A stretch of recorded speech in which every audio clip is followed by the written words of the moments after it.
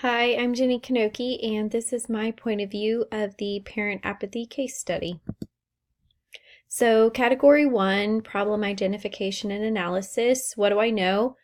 Mrs. Rose, she's a eager first-year assistant principal. She really wants to jump in and make connections. She just finished her master's in administration, and so she really wants to get going with the school.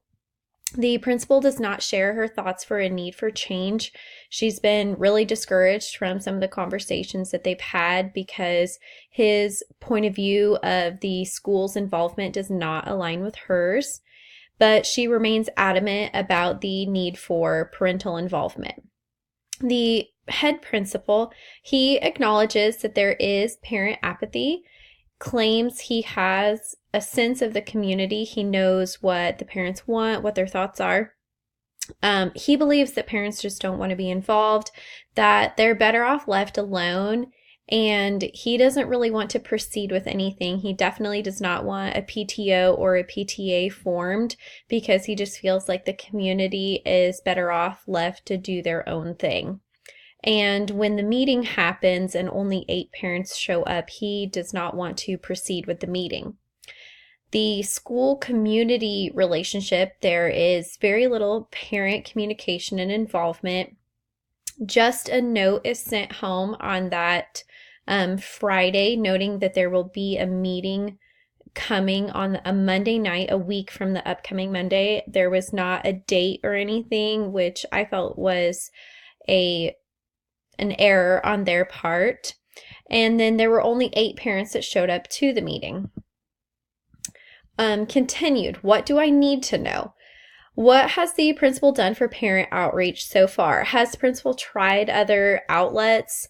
Has he tried to host meetings or have organizations? Why is he feeling that they just don't want to be involved at all?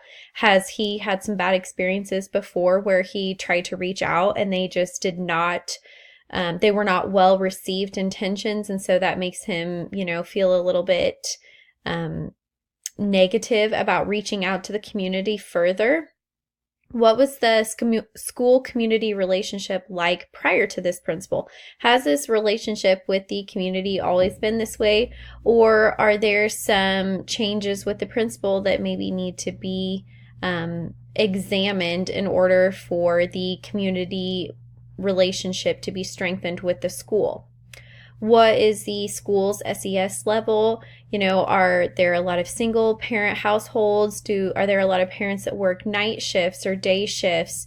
Is there a low SES level? Do they have the means to get to school? Do they have transportation? Do they have the funding where they can, take a day off of work and be at a school event?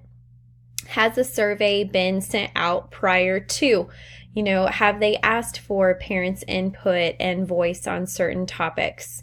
Are there any school media websites that are established? Do they use Facebook? Do they have a school website? Do they use Twitter? Is there any other way that they communicate to students and their parents besides the notes being sent home? What level of school is it? Is it an elementary school, a middle school, a high school?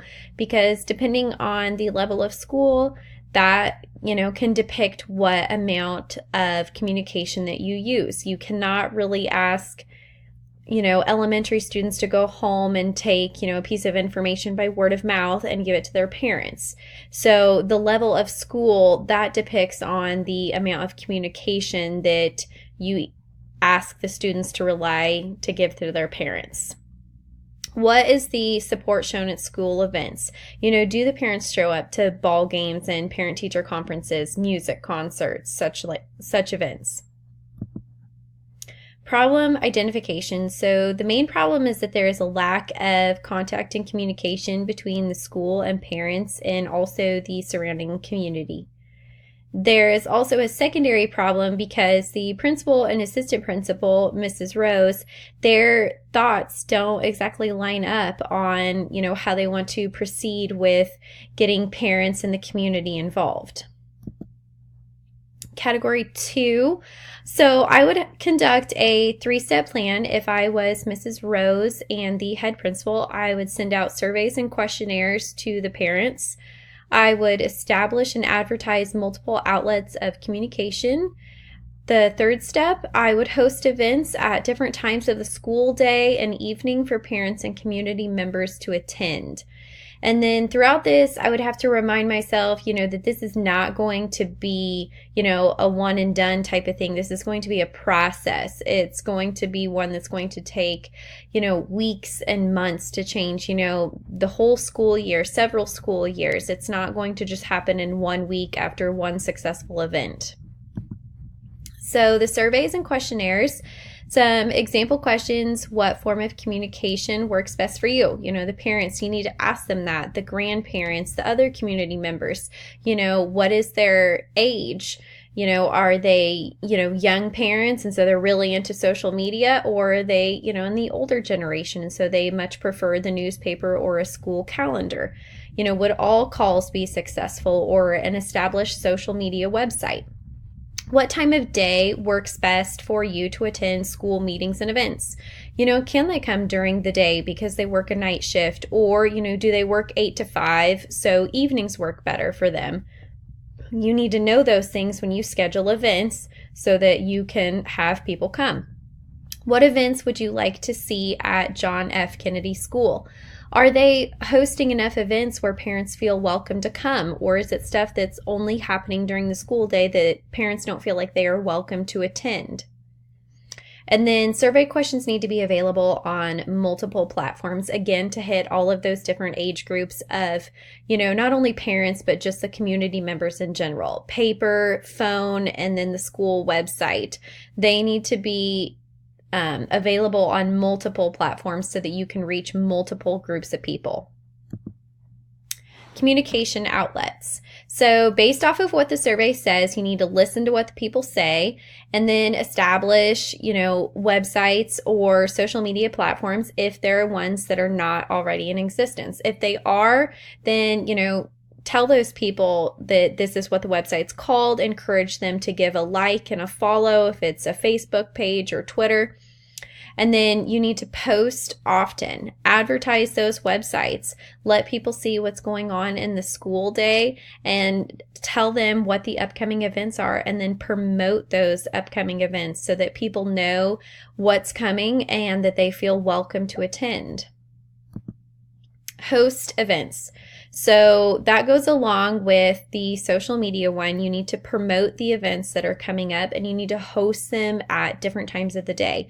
For example, Muffins with Mom, Donuts with Dad, those are events that could happen in the morning before breakfast, around 7:30 in the morning. And then if those people have 8 o'clock jobs, they can come and have their muffin or their donut and then get off to their work.